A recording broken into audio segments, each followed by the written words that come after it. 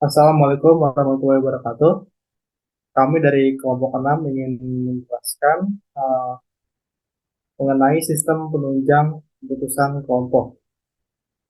Kelompok 6 ini terdiri dari saya, Abdurrahman Al-Fidin, dan teman saya, Ivan Kesatria Jayawiduna.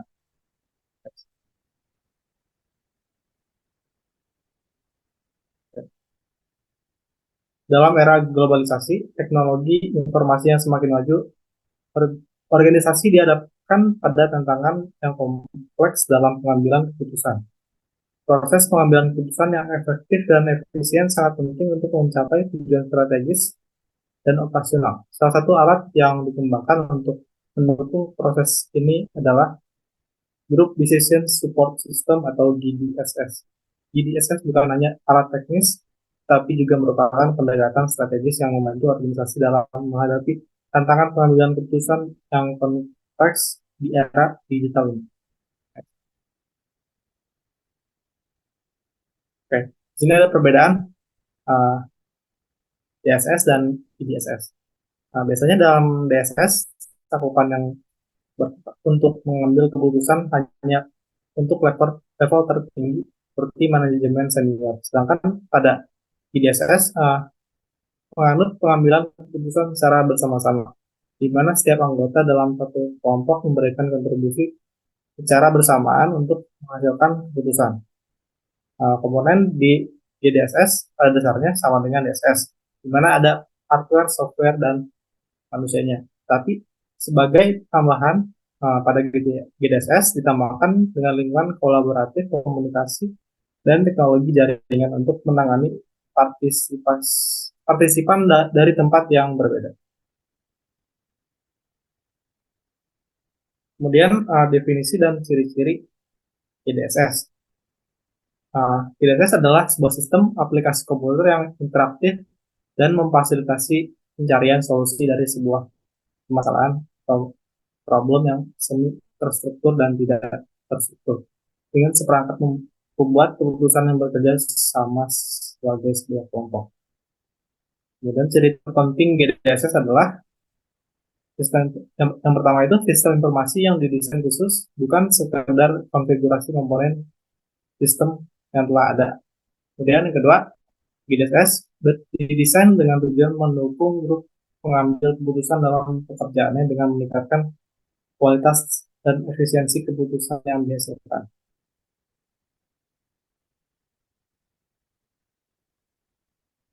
Komponen GDSS adalah ada ini ada 5. Yang pertama itu hardware, yaitu perangkat keras seperti komputer, jaringan, dan perangkat komunikasi. Kemudian yang kedua software, perangkat lunak untuk mendukung diskusi, brainstorming, voting, dan analisis keputusan. Kemudian people, itu anggota kelompok yang menggunakan GDSS dan fasilitator yang membantu proses pengambilan keputusan. Keempat, ada procedures, itu metode dan aturan yang digunakan untuk mengelola interaksi kelompok dan penggunaan sistem. Kemudian yang terakhir ada ruang pertemuan elektronik, biasanya berbentuk U, dilengkapi dengan meja-meja besar dan yang dilengkapi dengan 12 atau 3 divisi untuk memfasilitasi interaksi tatap muka antara anggota.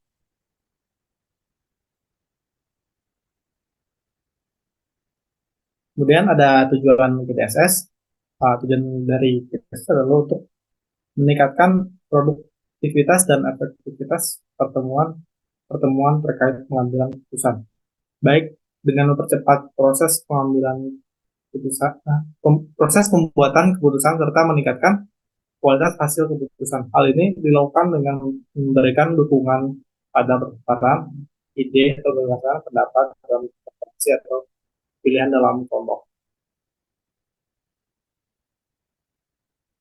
Kemudian ada level GDSS dibagi menjadi 3 level.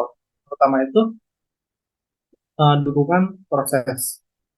Ada pengiriman pesan elektronik antara anggota grup, hubungan jaringan ke setiap terminal visi anggota pada anggota grup lain, fasilitator, layar publik, database atau CBS umum lainnya. Terus, layanan untuk publik tersedia di setiap terminal anggota grup. Kemudian, masukan dalam hal pemungutan suara dan ide yang terlindungi untuk meningkatkan partisipasi anggota grup.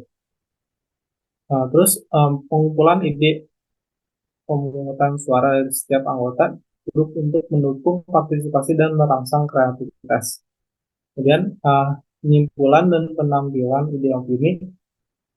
Kemudian, satu format untuk agenda yang dapat disetujui oleh grup untuk membantu organisasi pertemuan dan menampilkan agenda secara kontinu untuk menjaga pertemuan tetap pada jadwal.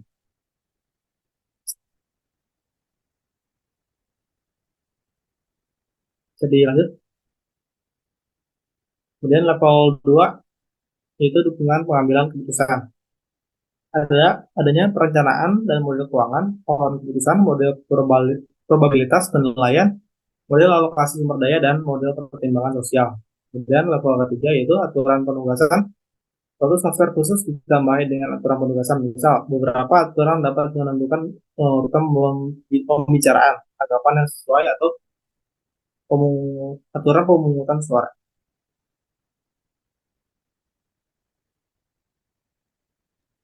Baik, yang selanjutnya ada karakteristik GDSS. Yang pertama ada rancangan khusus, yaitu komunikasi yang efektif dan group decision making.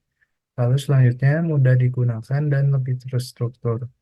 Yang ketiga, lebih fleksibel dengan mengakomodasi perbedaan perspektif. Yang keempat, ada anonymous input yang mengurangi bias dengan memungkinkan peserta memberikan masukan secara anonim. Lalu selanjutnya ada parallel communication, yaitu memungkinkan anggota kelompok untuk berkomunikasi dan memberikan kontribusi secara bersamaan. Selanjutnya ada automated record keeping, yaitu sistem pendukung keputusan kelompok secara otomatis mencatat komentar, suara, dan informasi lainnya yang dibagikan oleh sebuah kelompok ke file disk.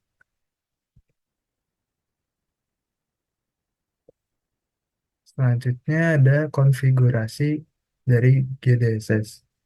Di sini ada gambarnya, ada database, model base, GDSS application software yang dibangun, lalu diproses dengan prosesor, lalu diterima oleh user interface, di mana pengambil keputusan mendapatkan akses dari data-data yang sudah diolah untuk menjadi bahan pertimbangan keputusan.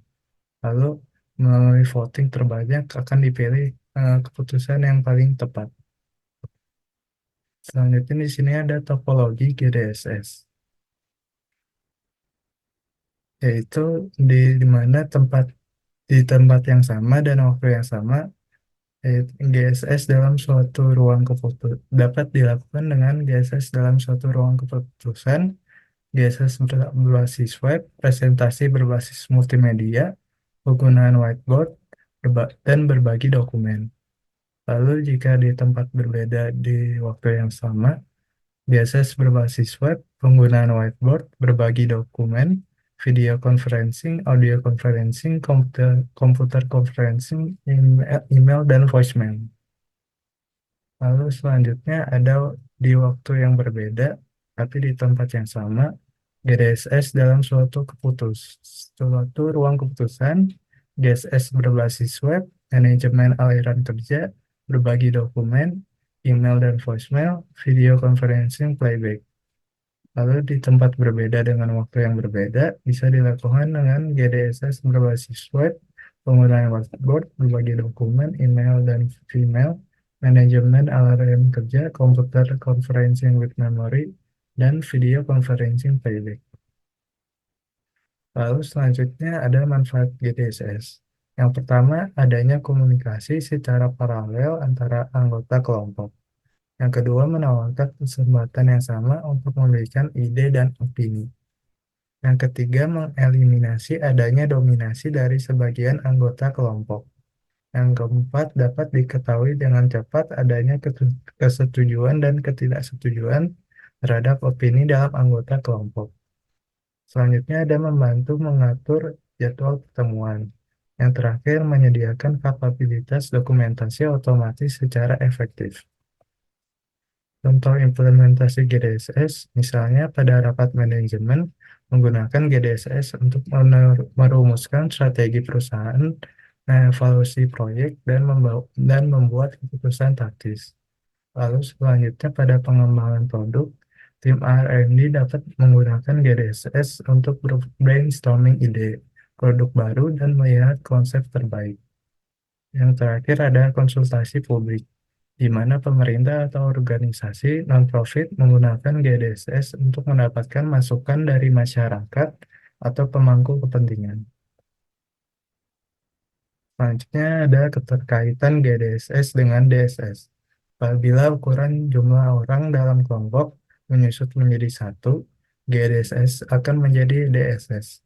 Sebaliknya, jika DSS akan menjadi GDSS, maka harus ditambahkan persyaratan atau keperluan baru, seperti penambahan kemampuan komunikasi, peningkatan base model yang digunakan untuk pelaksanaan voting, ranking penilaian, dan sebagainya, guna mengembangkan atau membentuk konsensus.